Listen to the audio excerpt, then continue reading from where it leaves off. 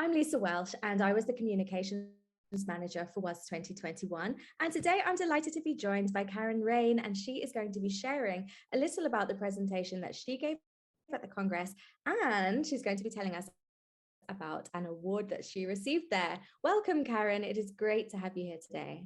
Hi, Lisa. Thanks for having me. Thank you, Karen. Please, could you share a little bit about you for anybody who's not familiar with your work? Sure. So I started out like when I was a teenager, I just felt like teenagers were treated so poorly. Like that was my starting place. I was like, teenagers, we can't go to the bathroom when we want to. Like we have schools are so restrictive. They're not respectful. What kind of happened was that I actually, and I don't talk about this much, but I don't know why I don't, I ended up taking a semester off of high school for a variety of complex reasons that aren't really relevant. And so I just got a part-time job, and I did some correspondence courses so that I wouldn't fall behind in my graduation date. And I just kind of like lived a regular life as a person.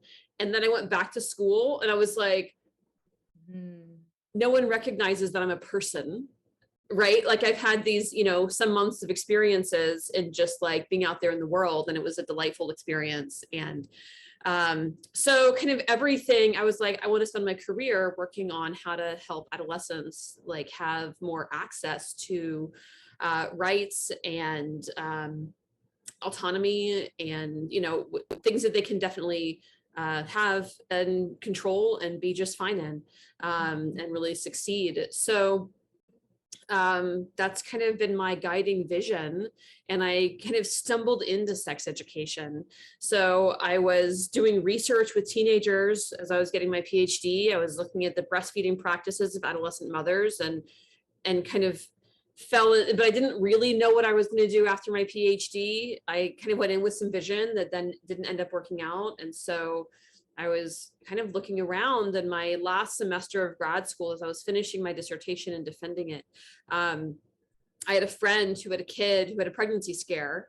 And so I just ended up talking to the kid and providing some sex education to her and talking to the parents. I had to talk about sex more openly in the home.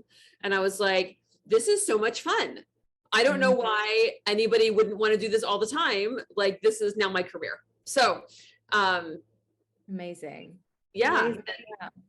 I just love that. I love that it started out in high school and you're like, hello, I'm a person. And it just gave you that perspective to just treat teenagers with respect. I'm a mother of 3 teenage boys, and that really helps our family dynamic to remember that they're actually pretty like grown up.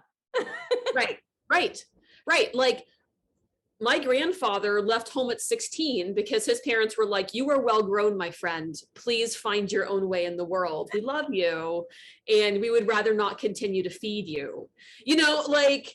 If we're looking at like a global history, this idea of, adolescence needing to extend into someone's, like early 20s is just not really accurate, right? We do often need young people to have more education now, right? Like my grandfather didn't need a high school or a college degree to go do lots of interesting things, but now lots of young people do, but we can still provide respectful education rather than diminutive education, which is, I think, so often what people are still doing.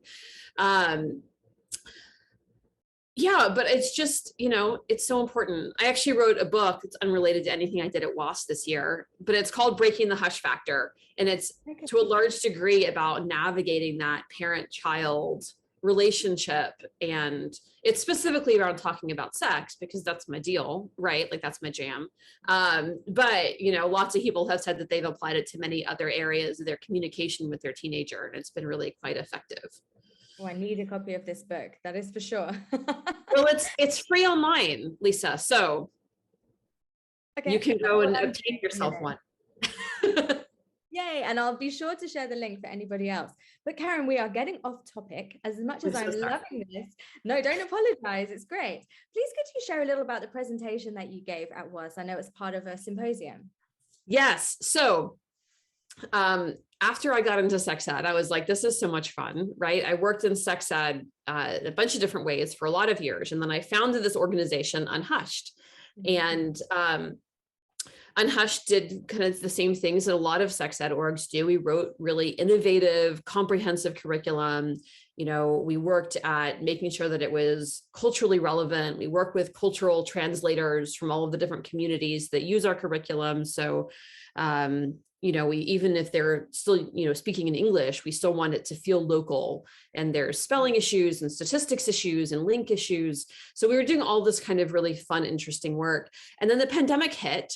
And, there had been some movement in at the college level for teaching sex ed online. And I had done some of that. I had taught sex ed at the college level online. And I was one of the few people, I think, who had had that experience prior to the pandemic. And I was like, well, we have to get moving. Like, we can't let sex ed stop. So we have to take what we know about teaching other things online at the K through 12 level. We have to take, what we know about teaching, human sexuality at the college level online. We have to integrate them. We have to provide guidance and framework for people on how to do sex ed online in this crazy pandemic space. So that's what we did. And that's to a large degree what my presentation was about, right? It was about that, like, how do you actually do that? And we did it once, and then we did it in Spanish, and then I rewrote it and we did it in English again. So, we have loads of information available on how to teach sex ed online now. And that was what we were drawing on for the symposium at WAS this year. So please, if you don't mind, could you share a little about the award that you won? Yeah. So, I think to a large degree, because of our global work around teaching sex ed online, we won the WAS Award for Excellence and Innovation in Sexuality Education. And I was reading the title over here just to make sure I get it right. It's been so exciting. Like, winning this award has been like a really meaningful, powerful part of my experience. Like, I can't even tell you what this means to me. It's just been really powerful to have this work that, I've spent so many years kind of building up to where we are now, and to have that recognized at WAS was just really powerful. Well, congratulations. It was well deserved, truly. What great work you're doing, Karen. Thank you for sharing that with us. And I need to remind everybody who registered for the Congress for WAS 2021 that you still have access to all of the content, but only until the end of December 2021. That is running out. Time is running out. So that means you can go and watch the symposium that Karen was a part of, and anything else that tickles your fancy. It's all there on demand for you. So make sure you go and sign in and watch before the end of the year. And if you did not sign up for WAS 2021 and you have a little bit of FOMO, it is not too late. You can sign up now for only $50. That is such a bargain. $50. You can binge watch your way through December and just come away with so much knowledge on any topic related to sexual health. There were so many incredible presentations that were part of the content. So don't miss out. I'm going to post the link below, and the link to Karen's book and the link to Unhushed, everything you can find below. But thank you so much for sharing your time with us today, Karen. Thanks, Lisa. It was a pleasure. And I just want to give a little plug for my fellow symposium speakers. The others who were in my same symposium were both really brilliant, and I had a lot of fun listening to them. So it is well worth the watch of the whole thing, because they had a lot of really, really powerful insights to share. Wonderful. That's one of the things I loved about the Congress, actually, was the way that voices were brought together in these platforms and symposium, and just seeing the interaction between people and hearing, like, sometimes those insights, even between the presentations, were like, whoa, like the big aha moments. So I agree. Go and watch the symposium. Don't miss out. Don't regret it on January. You'll be like, oh no, all of that knowledge gone. Thank you again, Karen. I look forward to talking with you again soon. Thanks, Lisa.